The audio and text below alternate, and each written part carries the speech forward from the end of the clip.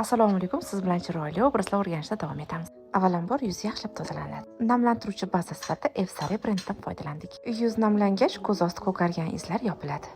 Ton yupqa qilib surilgach, konturing texnikasi bajariladi. To'g'ri konturingdan so'ng burun kichrayadi. Yuzga yorqinlik berish uchun suyuq konsillerdan foydalanamiz. 3 etap pudra yordamida yuzlarimiz quritiladi. Birinchi etap butun yuzga ishlatilsa, ikkinchi etap faqat och konsillerlar surilgan joygagina suriladi.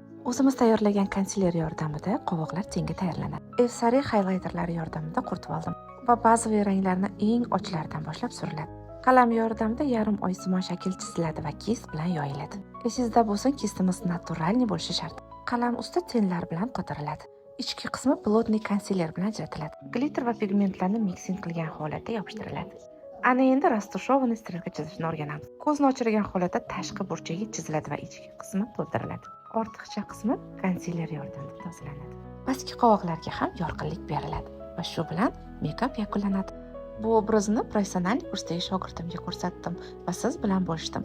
Siz ham bu sohada malaka oshirishni xohlasangiz, o'zimni bazaviy o'quv kurslarimga taklif etaman. Kurs davomida nafaqat makiyaj, soch turmaklar, ro'mol o'rash texnikalari va shu bilan birga mobilografiya darsini ham o'tamiz. Har bir shogirdimdan atributka qabul qilaman. E'tibor uchun minnatdorman.